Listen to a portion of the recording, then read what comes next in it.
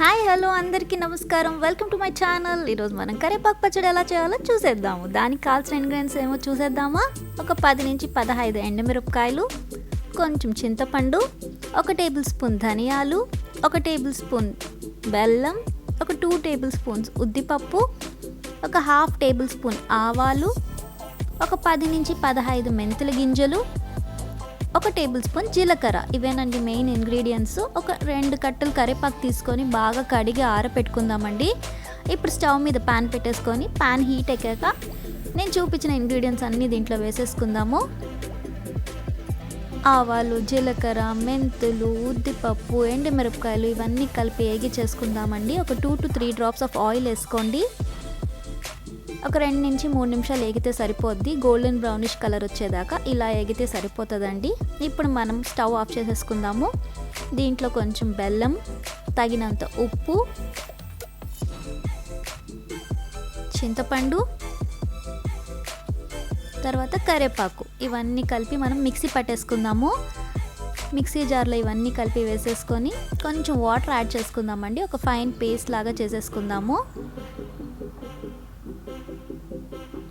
ఇలా పేస్ట్ అయితే సరిపోద్దండి. దీంట్లో పసుపు యాడ్ చేసుకుందాము. ఇప్పుడు స్టవ్ మీద ప్యాన్ పెట్టేసుకొని ప్యాన్ హీట్ ఎక్కాక ఒక 2 table spoons of oil add చేసుకుందాము.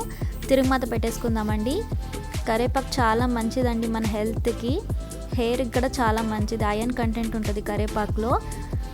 ఇప్పుడు మనం ఆవాలు, జీలకర్ర, కొంచెం ఉద్దిపప్పు,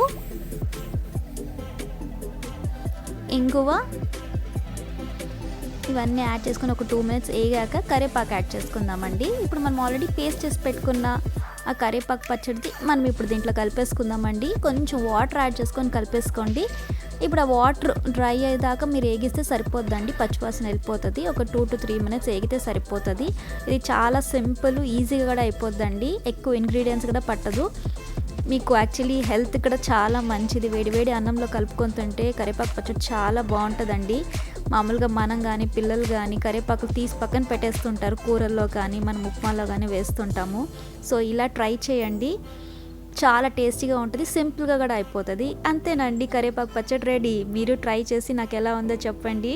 హోప్ మీ అందరికీ ఈ వీడియో నచ్చింది. Thanks for watching and like, comment and share my video to everyone and subscribe to my channel. See you soon. Bye bye.